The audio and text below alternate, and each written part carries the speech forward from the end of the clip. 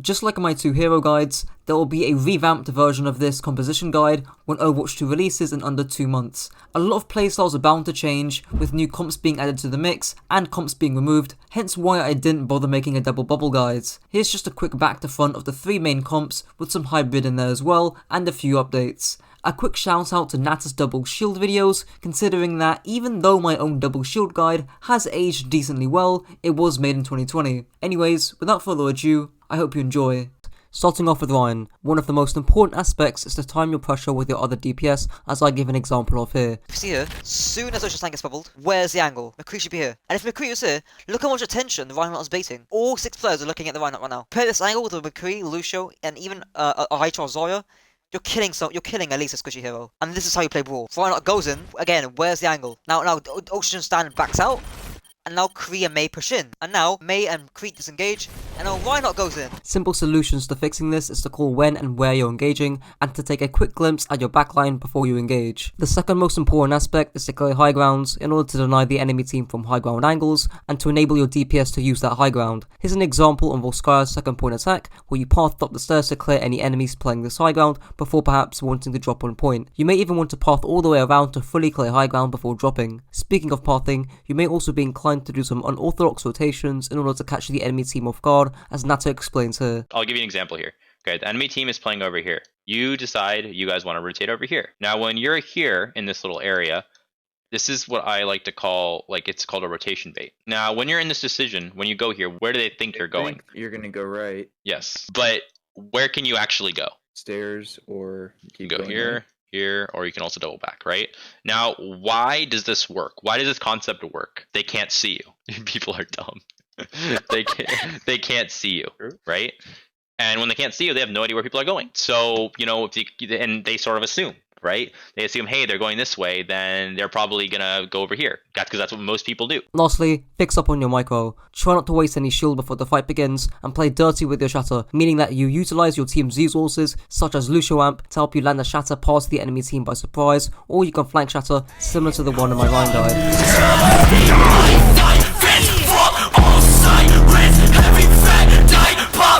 Moving on to D.Va. Before I begin, I did do a D.Va VOD with Spilo a few months back, and I think it's still extremely useful for 99% of D.Va players out there, since it covers a lot of ground, especially considering it's timestamped. Anyways, the fundamental behind D.Va is to time your angle pressure when your Reinhardt engages, instead of stacking main. If you're just going to sit behind your Reinhardt shield, you might as well play Zarya. The next layer to that is to mark flanks and angles, especially up against hard flanking DPS heroes. Here's a visual example on Hanamura, where my D.Va doesn't mark this McCree, and as a result, he ends up farming high noon very quickly, whilst we slowly have our resources drained over time. On a more broad specific level, you can also set up mini dives with your Lucio onto backline. Here's an example from the same team I coach, One Trickers, having the Lucio and D.Va essentially dive straight onto the Baptiste, which ends up forcing Lamp. The micro isn't perfect, but if you force Lamp, that's plenty of value, and be sure to not overstay your welcome. Moving on to Mei. This is arguably the most complex hero in Brawl due to her wall, so I'll try my best to summarize the 4 main points of Mei's wall into the acronym TLVC. The T stands for your timing. Essentially, if you're going to split a hero, such as Reinhardt, you need to make sure that your team are ready to follow up.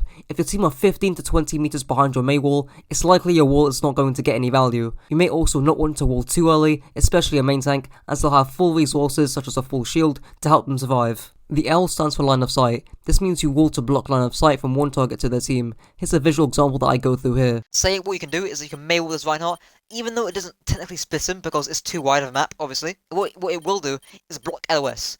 So if you wall behind the Reinhardt, he can't heal, and she can't do damage. This Reinhardt is free, so wall this Reinhardt and then finish him off so he can't get healed, and you can kill him. But you don't end up actually doing that, you end up not utilising your wall. The V stands for verticality. For instance, putting mobile heroes in places where they couldn't reach before. On escort or hybrid maps, you should try and utilise the cart to gain some additional height, with King's Road third point attack being a prime example. The C stands for clearing, more specifically, clearing the opposing Mei. If the Mei is stacked with a Reinhardt and you're trying to push through a narrow choke, wall in front of the entire enemy team so that they can't immediately counter wall and so you can speed past the choke. Here's an example on King's Road second point attack, where you wall off the Mei to speed past the narrow choke. If the Mei is split with her team, most of the time you can simply wall off the Mei and you should be able to take a 6v5 as I explain here. You can wall this Mei, you guys can just rush and then take the 6v5, and your McCree doesn't even have to play this angle. And because it's gonna take quite a long time, right, for her to trot all the way back to her team, you guys can take the 6v5, flash the Reinhardt, and then rush him, right? Now, one thing you could do if you're really extra smart and big brain is wait for bubbles, because bubbles going to be the main counter to the Reinhardt getting flashed. But even then, you guys could just still win with the 65. And by the time the Mei walks all the way around, it's going to be too late. They're going to be at low HP. Maybe you force an ultimate or two, and then you guys win this space over here, this entire space, and then you guys can start taking angles and whatnot. Just saying that's smart. Yeah.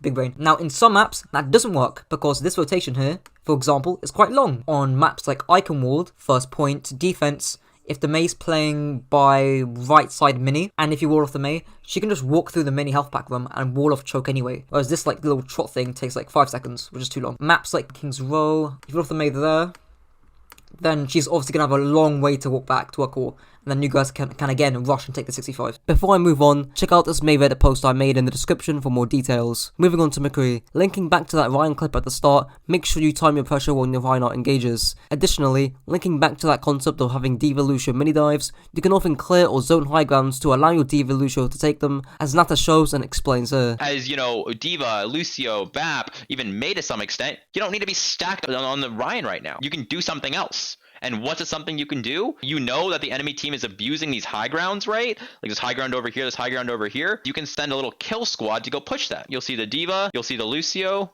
and the BAP. All together as a little high ground, little kill squad. They're ready to fight, right? And they'll push that high ground and they'll catch Valentine there who's trying to go for an off angle. You can use ultimates like McCree ult or even Square to force pressure off your Reinhardt and then have your little kill squad go pressure people on the sides. Additional things to mention is to not High Noon and Matrix at the same time, as they are both designed to zone space, hence you only need one. For the penultimate tip, against dive comps, you want to find a balance between being isolated and being stacked with your core. Here's an example on Busan Sanctuary, where you can soft off angle as shown in green, but you shouldn't go too far forward or go on some crazy flank as shown in red, as you'll likely get engulfed by the enemy team's dive heroes. Lastly, you may want to hard flank, but ensure you time this well, as Spilo explains here. The reason why it's important to clarify is in the Brawl mirror. One of the limitations of Brawl is if it's very slow. If I see McCree like up here, like who on Brawl can really stop that? BAP can shoot it a little bit, their McCree can shoot a little bit, but nobody can like reach it and stop it or deny the angle. There's no ball, there's no tracer, there's no D.Va, there's no monkey. But the thing is you have to time them very well. Your team has to be in a position to push,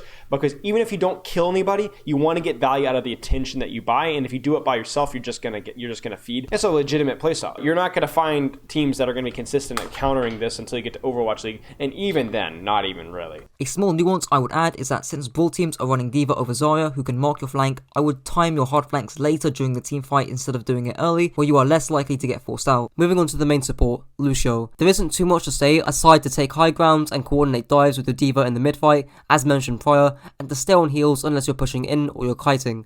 There's just no point on staying on speed if your team are busy posturing and aren't engaging or disengaging. However, Lucio also has a secondary job, which is to deter flankers such as Ball, Tracer, Reaper or Sombra, as Spilo explains here, and as I give an example of in the Overwatch League here as well. What you can do is Lucio is, as your team is engaging frontline, your job is to deny these guys. Sombra, Tracer, Reaper, Ball. They're all flankers, but they all have relatively low range damage. So you can deny them by spamming in the direction. They get too close, you boop them away. Your heal aura, you're like the back door. You're like, stay away, stay away, stay away, stay away. You keep them away. This allows your team to ignore this off angle the enemy teams has and focus on the front line, and you can deny the pressure of this off angle. Let's say this was like a Widow on a flank or a Kree on a flank.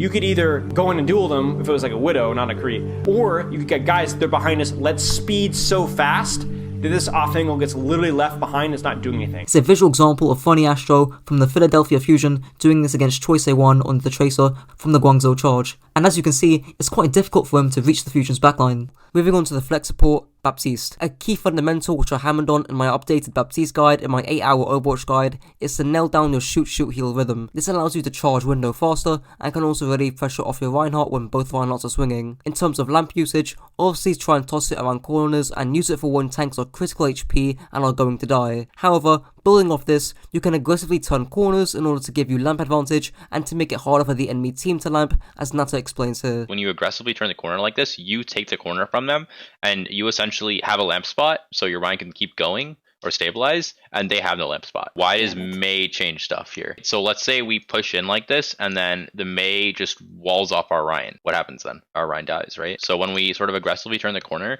if they don't have wall, it's free. If they do have wall, we need to make sure, again, our Mei is in a position that preferably isn't like fully stacked with our Ryan, so that if they do wall off our Ryan, our Mei can counter wall. Likewise to McCree Noon, you can also zone space to allow your more mobile heroes, such as D.Va or Lucio, to take that space. I recommend watching the start of the McCree section for more details. With some more elaboration on Matrix, you want to place it either on corners or in open space. With respect to the former, matrixing around corners link back to that concept about aggressively turning corners, which not only give you lamp advantage, but can also make it easier for you to land your shoot heals, as you have direct line of sight onto both teams. Alternatively, with respect to the latter, placing Matrix in open space will allow you to scatter the enemy team and force them to either retreat to the nearest corner, or to engage straight into your window, as StormCrowProductions explains here. If they're at this line, specifically tanks probably at this line of engagement, then that tells me one of two things. Number one, right when they have to choose where to go, they either need to go forward into my window or they have to go back to the corner. But look at this distance, right? This distance is pretty far going backwards. The distance over here is pretty far too.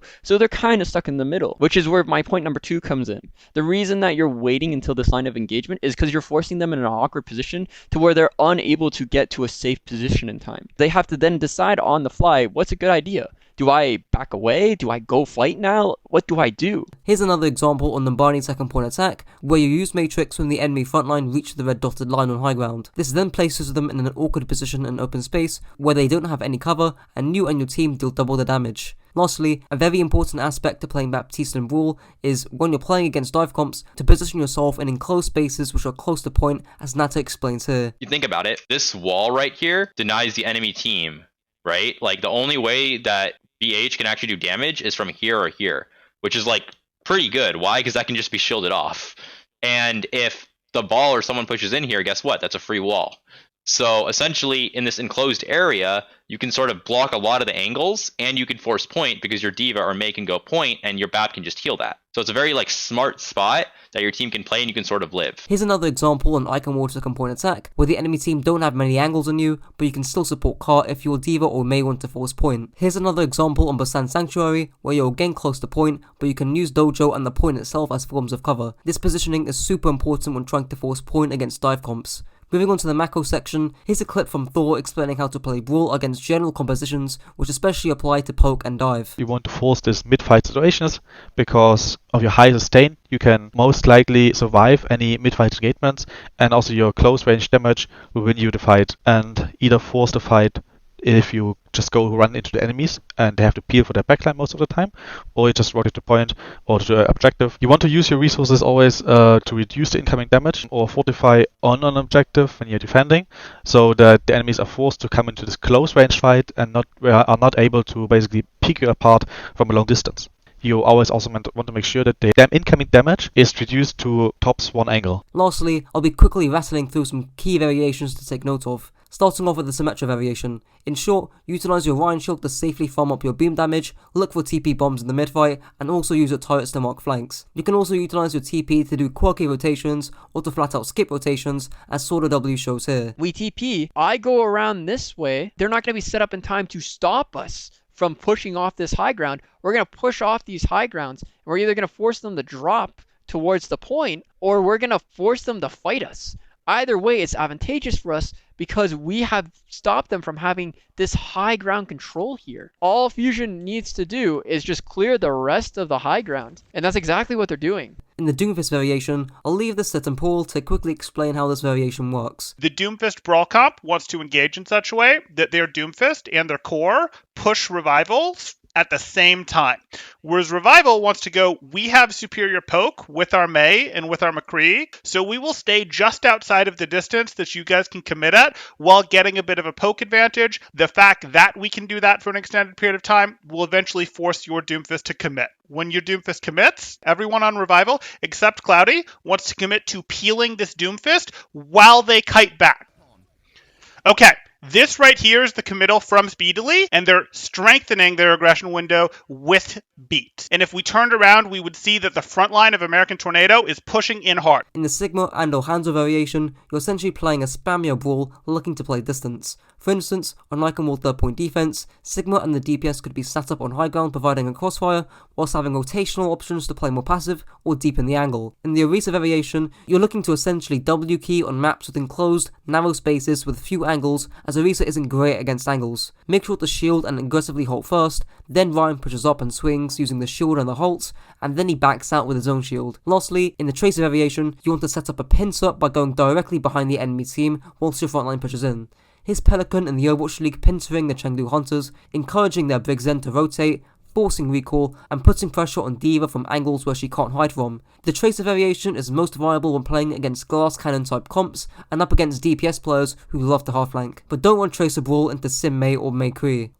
Starting off with Orisa, the most important tip, especially in the double shield matchup, is to shield at engagement, as Spilo elaborates on here. Remove this archetype that Orisa just places shields off of cooldown and spams the enemy team. That's not how Orisa is played. I legitimately want you to think of Orisa's shield like Monkey Bubble. If you were Monkey right here, would you commit Bubble on this corner right here? No, why? Because the enemy team's going to sit AFK, you're going to break your Bubble, and they're going to push out and murder you. When the enemy team commits, or your team is ready to commit, then you throw shield. If you don't, then don't play shield. Is the enemy team committing? No. You have nothing but a little bit of irrelevant Sigma spam coming on this corner. You don't need a shield to deal with the Sigma. You're going to stand right here or right here. You're going to shoot the Sigma. Then as soon as the enemy team turns the corner and pushes into you, they're going to have to shield. Otherwise, the wood is going to blow their heads off. And when they shield, you're also going to shield, and you can even push into them. Building on this idea even further, when running double shield in an unconventional comp, for example one that's reliant on line of sight such as Ana Zen, you want to shield where they can get value safely, as Spilo elaborates on here. Now this is where you need to shield. They push around, now you shield because they're walking into your Zenyatta and Ana LOS. The final piece of the puzzle is making sure to shield when your DPS can act upon the attention you're drawing away with your shielding. For instance, you don't want to shield if your Genji, Ashe, Echo, and or your other DPS aren't set up from an off angle since they may be coming back from spawn. Spilo points out a great example of this here on Havana Second. We've got AFK Ashe, AFK Genji. Your shields, regardless of the bongo, are going to be absolutely melted. And who is getting value out of these shields? Is your Ashe getting value out of these shields? Is your Genji getting value out of these shields? And when I say value, I don't mean are they shooting behind your shields. Your Ashe could be getting value out of the shields by positioning here. Why? Because she could be shooting for free, knowing that they're all shooting your shields instead of shooting her. But if your shields break and you back out, and then Ashe peeks, then she's worthless. If Genji tries to go in and look for a dash, like an aggressive play here, he can't do that if you don't have shields that you're baiting attention from. This shield plus halt play is making the enemy team look at you, which allows the Ashe and Genji to play in angles. The previous tips from my Orisa guide, such as not wasting Fortify and Halt, still apply here, and I'll go over how to execute a Halt window combo in the BAP section. Other than that, here's how you stack shield properly and the most efficiently in double shield, featuring peak 4400 tank player Jayhurst, which should neatly bridge the gap onto the Sigma section. Firstly, shield 8 to 10 seconds before they engage. Secondly, use your second shield after this shield breaks, effectively gaining 1200 HP in shield value. Thirdly, Sigma should use his grasp after Orisa's second shield breaks and or rocks the opposing Sigma if he attempts to grasp after his shield breaks first. Fourthly, after you grasp, shield as Sigma afterwards unless your Orisa already has shield, in which case you should retract your own shield. With Sigma specific tips, holding high ground and executing your off angle pressure at the correct time whilst denying off angles from the enemy team is your primary role. The first building block to the off angle concept is to know where to place yourself. For instance, on Volskaya B, I'd coached Team Silix's former off tank to position himself on the top right platform, and look how much attention he draws away instead of playing main. Look how much attention he's drawing away. Two of them are looking at Sigma right now. Two of them. Two people right now are not helping the frontline because of how good this position is right now. The second building block is to use your cooldowns when either team engages and to not waste them too early on, as I point out with my Sigma coachee. This concept is building on the off angle, right? So, are they engaging? No, they're not. They're not engaging. They're still at spawn. They're not engaging. You don't need to use shield here. But before the fight even begins, use shield to 420, nice, and then use grasp. Now you can push forward, but you can't because your shield's broken, you've got no kinetic grasp, and you're down HP. So use cooldowns at engagement. If you really are keen to get poke damage early on, just corner peek from here. Just be like, shoot into cover, shoot into cover. Don't stand out in the open and then shoot. Oh, I'm down resources, back out. They've flushed out this off angle from you, and now you're just like, I need to regen resources. Bit too eager on those resources there. Inefficient. The last building block is knowing the exception to the rule and when to stack on your Orisa or Reinhardt as Sigma, as Spilo further details on here. There's been a lot of bat brig metas where Orisa Sigma would stack to push space, but if your Orisa Sigma are stacked, they're stacked because you guys are going in hard. If you're not going in hard, then you don't need to be stacked. The reason you stack is so that you could shield your Orisa so that she could press W into the middle of the enemy team without dying. Or she could save her fortify a couple seconds longer. But you're not doing that right now. You're playing slow, you're playing passive. Your comp isn't really a pushing comp anyway. And you're stacking with your Orisa. You want to get off of core whenever you can and put constant spam and pressure from here. You're going for kill threat. If you hit a volley in the Zen, he's going to scream, help me, help me, help me. He either gets two-shot, or he backs away, gets Mercy Pocket, and leaves the tanks by themselves. You can and should also use your Flux to kite as double shield, since the composition is inherently static, as SVB states here. How do you kite as double shield? Well, Gravitic Flux is one of those methods. If you lift people, they can't move, they can't come any closer to you. It buys your team time, it buys them space. It may kill people, at the very least it forces out cooldowns and ultimates. Make sure you also shield prior to Flux. I see many Sigmas forget and tunnel vision away from doing this. Some slight nuances include being aware of cooldowns, such as Tracer Blink, Ash Dynamite and or Coach Gun, since they're really the only heroes that you'll see that can flush you out from off angles effectively, in which case you may need a brig to go with you or a flanker of your own. Aside from that, I highly recommend you watch the additions I made to my Sigma guide in the complete tank guide I released 2 weeks ago to hammer down on the importance of off angles. Moving on to Echo, on a macro level, here's Spilo explaining how to utilize Echo to punish the backline of the opposing team when running double shield against a rush comp. Now look at Fletta's positioning. Is this a good off angle? If Dynasty pushes here, is Fletta going to be blowing them up? Is he going to be shooting them and killing them in the back? No, he's not. He doesn't have a great off angle. He's been bullied out of the off angle back towards his team, which means if they push here, they're not going to be shot in the back, at least for the first little bit. But the big thing is that Fletta wasn't actually able to punish the backline. So again, if we go back to when Soul is rushing here, here's the rush. Where is Fletta? Fletta is in Narnia, dude. Fletta is doing absolutely nothing right now. In fact, Fletta doesn't even have shift yet. So he literally is AFK. He doesn't even land a shot until 2 of his teammates are dead. So Fletta needed to either be packed better, something needed to happen. He cannot get bullied out as easily as he did. In terms of timing pressure, here's Coach Hayes explaining how to assassinate the opposing Ashe with ease. Fletta uses flight to position himself high above the bridge, breaking LOS with the enemy Ashe to avoid her knowing of his position. He scouts Gliss's position and sees London trying to engage, dropping as close as possible to make his stickies easier to connect, following up with a deadly focusing beam.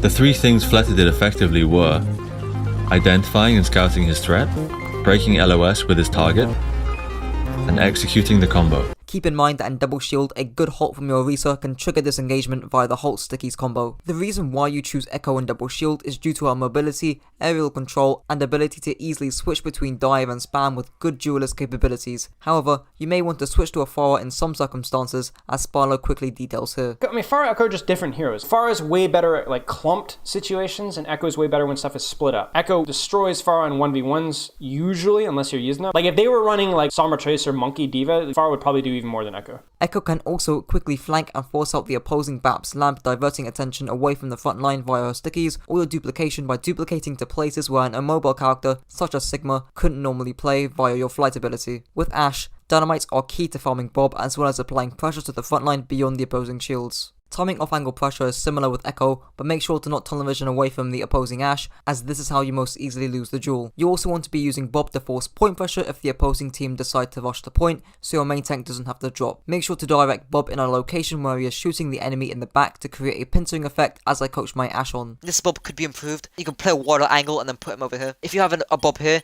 this Rhino has to flicker his shield between this threat here and this threat behind him, and also this threat here once you clear the threat of the Tracer. Moving on to the support section, which is normally ran with Bat Brig, although most teams will run Bat Mercy due to the damage boost and ease of use. With Baptiste, You always need to be calling when you're using lamp since it affects how aggressive or passive your team plays in the future, and you must be calling when you need healing from your Brig or Mercy since a lucky Echo Sticky or an Ashe body shot could kill you sub half HP. Lamp discipline is also a major problem with BAPs across all ranks as Spilo details here. You need to be thinking right here, do I need to lamp this? Answer, no. You're 300 HP with full healing and everybody's full. You need to be going checklist on the line. What am I lamping? Okay, we're going aggressively with Rally so I can lamp a little bit later. Who's afraid of Blade? But who's going to die from Blade here? Nobody takes any damage. And it's not like, oh, it's a surprise. I was expecting their Genji to come in. Can their Genji really go in and kill you guys that fast at 300 HP? Like, it's important you to not rush your lamp against Blade even if you aren't rallied.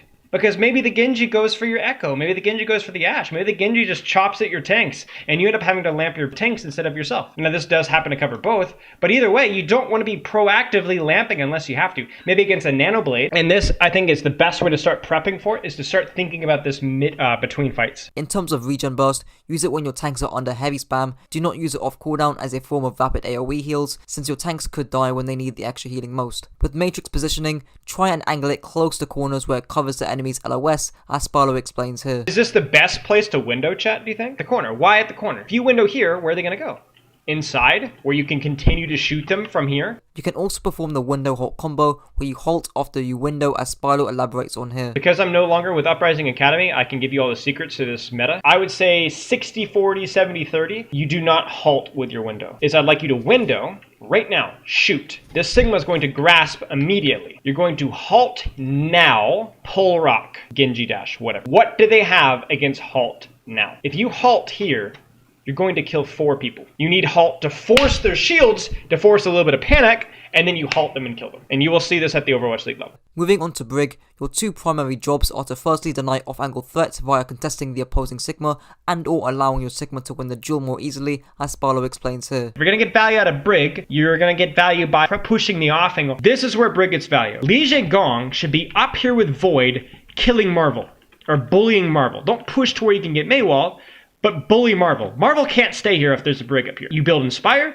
you actually contribute something, and then you build Rally, and then you win. Li Gong standing next to an Orisa is worthless. You sit up here, pocket your Echo, and then you prevent the enemy Sigma from doing anything, because you 2v1 them always. You're like a budget Mei in that regard. Your second job is to provide ranged healing at a safe distance via your repair packs and your Inspire, which also dampen the effect of Tracer or flanker pressure on your backline, in which Zen BAP comps struggle at most. Now, moving on to variations. With Mercy, the goal is to pocket a DPS for as long as possible to allow them to win duels and gain ultimates faster than the opposing DPS. Your mobility also allows you to escape danger more easily over someone like Zenyatta. The 2 biggest tips I can give is to not overuse a Guardian Angel where you fly past whoever you're pocketing, alongside making mid-fight calls such as Ashe, I'm leaving you, I'm rezzing, and heals on point. In the Zenyatta variation, you're playing for full spam, and in case where the opposing team are running BAP Brig and you're running BAP Zen, you should win the poke war. However, BAP Zen can be easily surrounded by any form of dive, especially fast dive, so here's Spilo explaining how Harmony Orbing your Echo or Tracer could prevent this from happening. If you Harmony Orb your Echo, and she just permanently hunts down that monkey, or hunts down that Tracer, you're gonna make it so much harder for them to dive. Like, you Harmony Orb your Echo or your Hanzo, or your Tracer, and she just literally just like goes after them and just constantly pressures them, they never really dive. Or they never dive properly, and they certainly never dive at full HP. You force her Matrix, maybe you force a Monkey Bubble, maybe the Monkey's 300 HP, maybe the Ball has to use this adapt the shields before he even goes in. The Tracer uses all her blinks just to be able to reach the dive. Like, it feels really messy. That's why for a long time, when you did see BAP Zen, you almost always saw it with a Tracer. In the Tracer variation, her job is to deny off angles from opposing DPS to force the enemy team to play linear, which gives up map control as I explain in this clip. Why do you run Tracer and double shield? Well, this is why. Tracer essentially acts like a mobile version of Sigma, in the sense that she can legitimately off-angle anywhere at any time. So this off-angle taken by Doomfist right here is completely nullified by Tracer. If you were running Echo, you could not do this. After you kill this Doomfist, she can immediately take care of this off-angle from Widowmaker, because now you force the team to play linear and have all the damage facing shields, which is what you want. Because then you can take off angles without any threat. That's why you play Tracer. Keep in mind, if you don't have an answer for Tracer, you either spend too much time hunting her down, which results in you losing the shield wall and losing flank control, or you ignore the Tracer and she one-clips you. The answer against Tracer would either be a very good McCree, a Tracer of your own, a defensive Sombra, or a Brigitte. Also, a limitation of Tracer is a lack of vertical mobility when compared to Echo, Genji, or Doomfist, hence why she can be rough on maps such as Numbani or Blizzard World 2nd. First update in the video, here's Natter explaining when to go Sigma Sigma vs D.Va and Double Shield. In general, Sigma isn't that great into dive. We sort of talked about it earlier. Enemy team has multiple flankers. Sigma can't really do much versus it. You can't peel your backline. You feel sort of hopeless because you're just shooting their tanks, and grass doesn't do much versus flankers. Plus, you don't have really a good ability to live because you're non-mobile, so you can sort of just explode. And a way to deal with this is just go D.Va. D.Va, first of all, is good at peeling, so you can deal with flankers because of DM, and it's mobile for that as well. Also, D.Va sort of just, if in an individual one-on-one, can sort of mark and roll ball, as well as roll Winston with, like, you know, flying and rockets and stuff. So inherently, it makes it very hard for dive tanks to get value,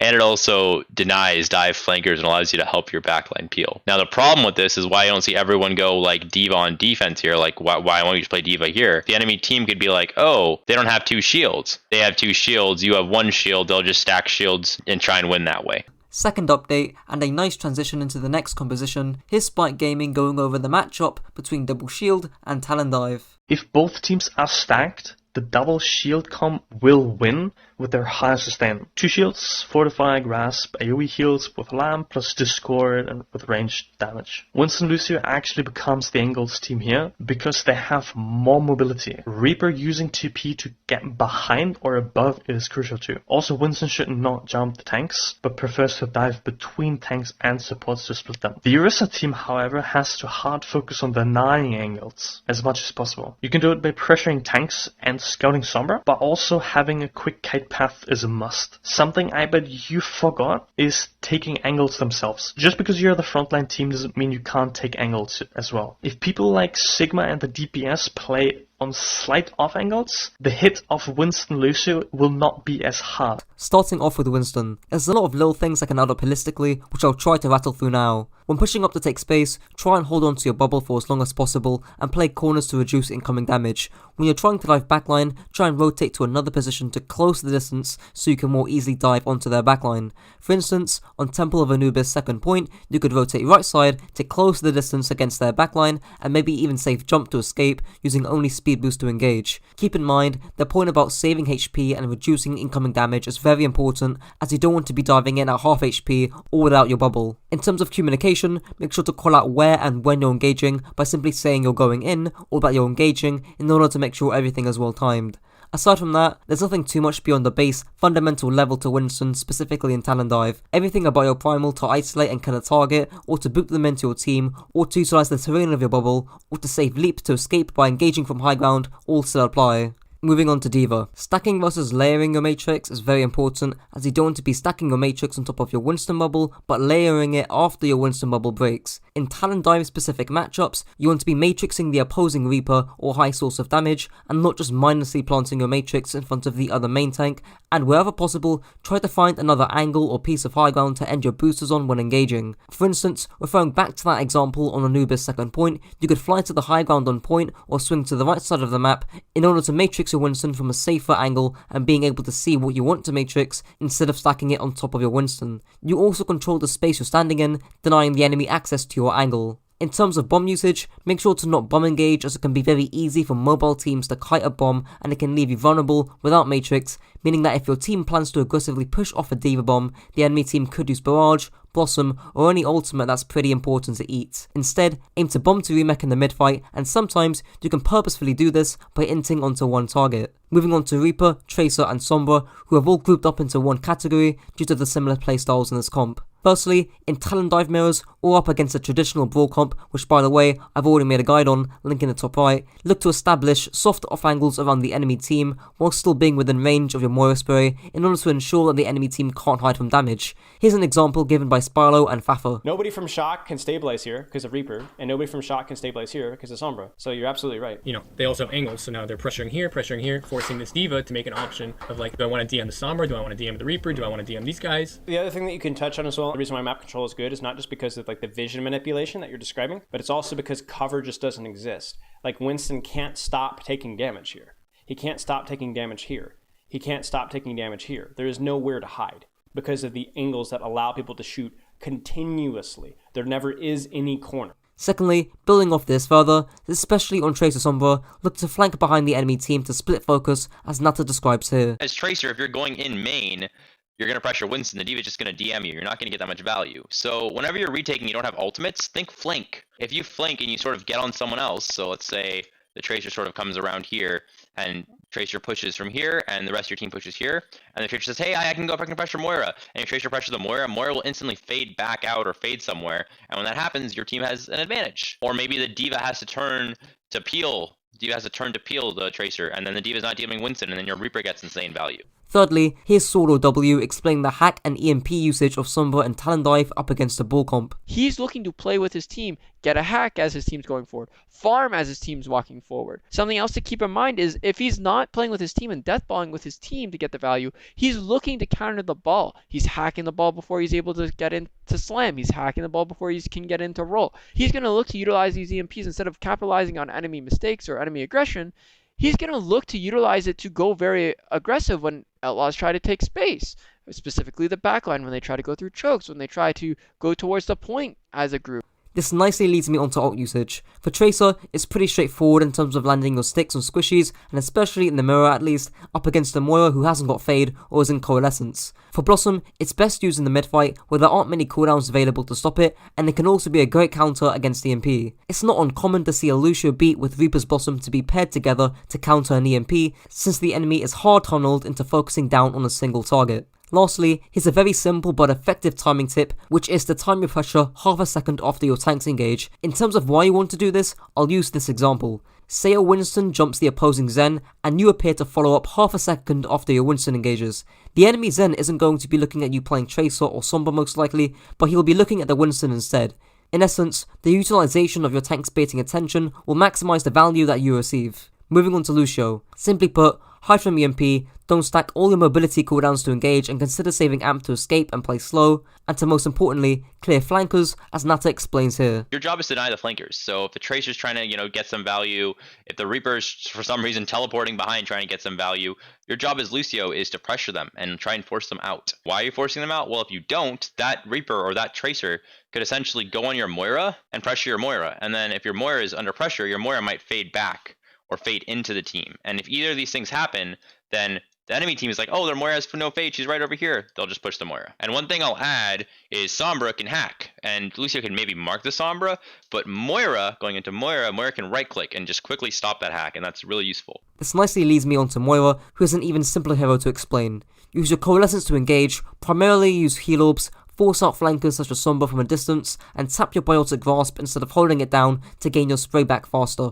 Moving on to the macro section, and there's a lot to go through. Firstly, one of the most important concepts to grasp is that you can play very fast, but due to each hero having mobility, you can also play very slow, as Natter explains here. Winston has jump, D.Va has fly, Reaper has wraith, Tracer has blinks and recall, Sombra has translocate out, Echo has shift, Lucio has amp or just Lucio, Moira has fade. Because of this, you're able to play really fast, and what most people don't know is you can play really slow. So fast, you can just speed in and just go on somebody and go really hard. But you can also play really slow. You could, have your Tracer go touch point, and then your Tracer get off point. Your D.Va can touch point. And you can sort of just trade point and sort of what I call ping pong, just really slowly and just buy time and maybe play for ultimates and then go forward. Or maybe the enemy team engages with Coalescence and you just sort of want to live. So you guys sort of just jump out and you live. The enemy uses Coal and maybe you push back with your own Coal.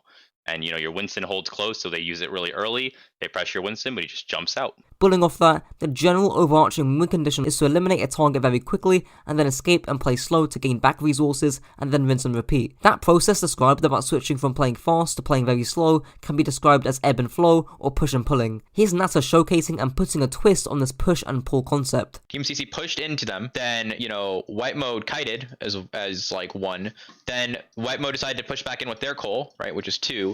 Team CC then kited as their 2.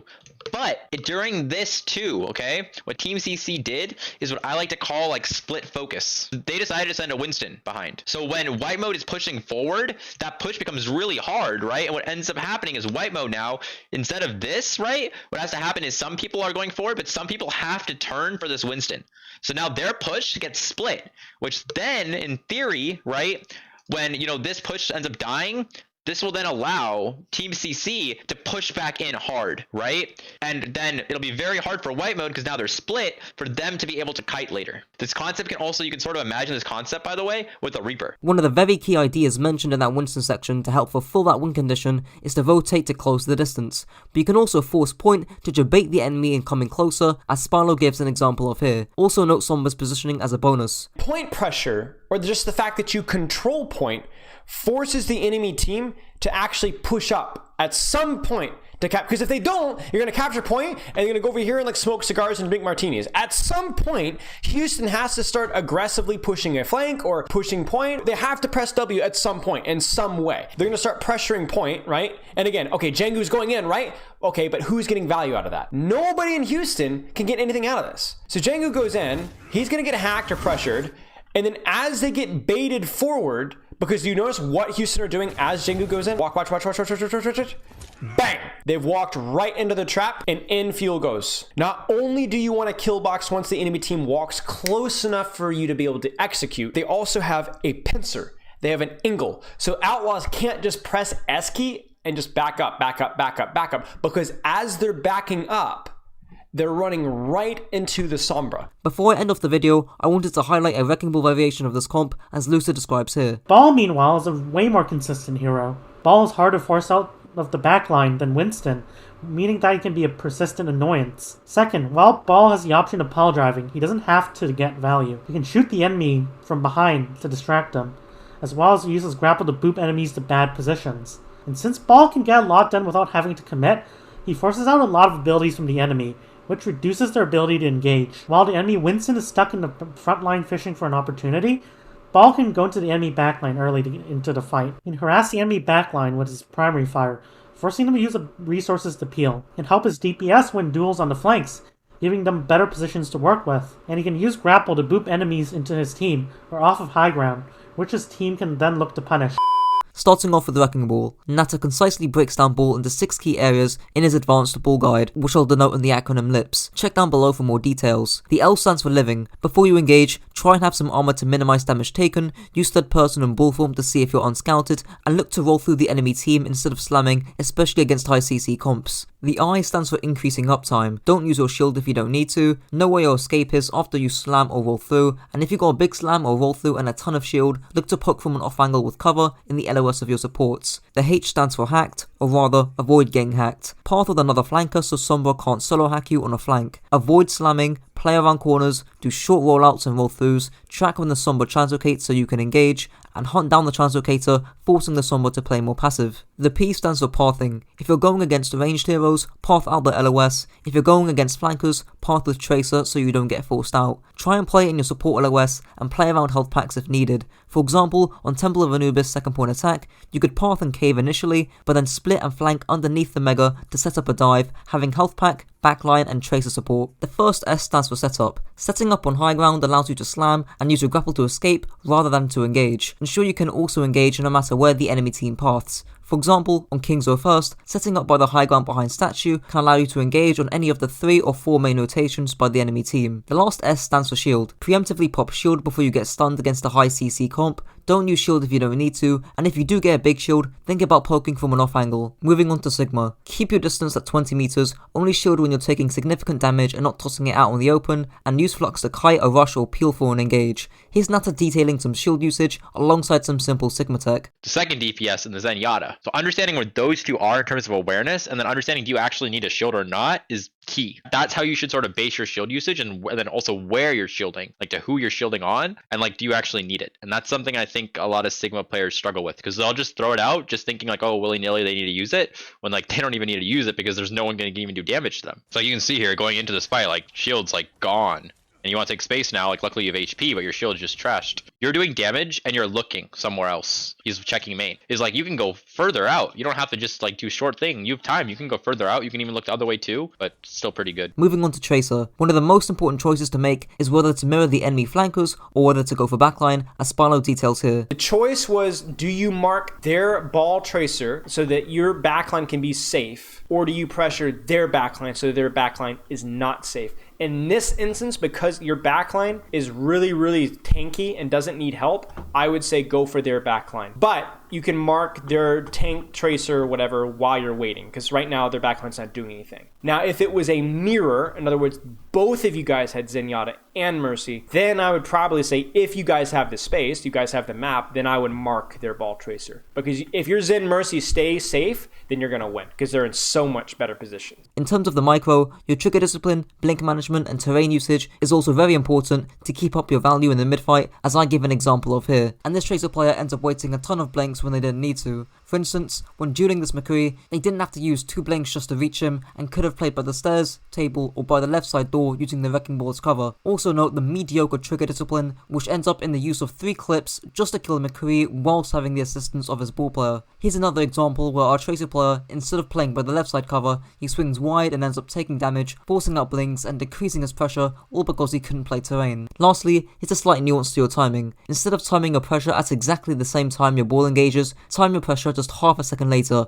This is because the entire enemy team will be looking at your ball, meaning that the enemy team isn't looking at you, allowing for easy follow-up. Moving on to Echo, you want to aggressively peek and take angles when your ball is engaging, saving your cooldowns for your ball's pile driver, and making sure you clear out flanks and angles before you drive in. Clearing out flanks as Echo often includes taking duels with the enemy Echo, so here's Natter giving a quick breakdown of a simple Echo duel. The distance between both these Echoes is very minimal. Let's say if Pink Echo decides to shift up in the air and go up high, right? This Echo shifts first, right? Then this Echo will go down first. That's just how it works. This blue Echo now can shift up and will hit this top maybe when the enemy Echo is maybe like over here. This gives this Echo a massive advantage where this Echo can sort of like tower above and sort of just basically hit really easy shots. Imagine if you were the Echo, this Echo here, and for some reason, you just shift it to poke, right? You start going down and the enemy Echo shifts on top of you. You're forced to look like this. This is not a great look for you. You have to shoot the Echo, plus hit land stickies, plus also try and beam while you're going down. That's really awkward. Keep in mind, at further distances, you can't really do this, but you may be able to bait in their Echo to do this. Moving on to Brig, the biggest fundamental is to ensure you pack your DPS as much as you can, specifically when they're engaging, as well as keeping at least 1 pack available for your Zen. Ideally, you also want to threaten short shotline angles and or high grounds either by yourself or with your backline. Here's Rolf covering 3 examples from a VOD he did, coaching my own Brig in fact. Hey, we're walking to high ground. Oh my god. That is incredible. Imagine walking to high ground. I've made more money on YouTube than you're on Twitch. Don't at me, boy.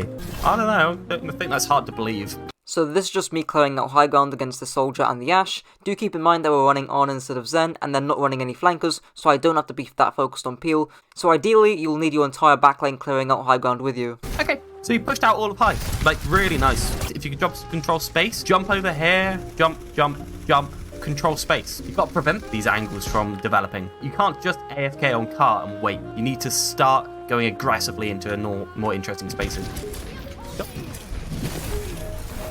Yeah, it doesn't matter whether he's dead, just matters whether he's not doing anything. Maybe he could have killed him. Who cares? The Cassidy's not doing anything regardless, so look at this idiot being bonked off, and now he's on low ground at the back of the map doing nothing. You also want to ensure you're proactively trying to brawl as Brig when your frontline engages, so you can get Inspire off, as Sword explains here. Yes, one of your major goals is to keep Zen alive in dive, but your other major goal is I need to proc Inspire so my team doesn't die. If my team dies, it's GG. We freaking lose. Go next. Like, you need to know when you need to brawl. And this is when point number 2 comes in. Identify when to play aggro versus passive. Are flanks clear? Your flankers can help you clear, but if they are already in, potentially looking for a dive, it is your job to clear the flank with your Zen, with your Ana, with your D.Va, right? You are supposed to clear flanks as well. If flanks are clear, perfect. That's step 1. That's condition 1 cleared. Now that flanks are cleared, you ask a simple question. Is my front line applying pressure? Now, what do I mean by that? Well, I mean, is him, maybe him? Are they going aggressive? Are they taking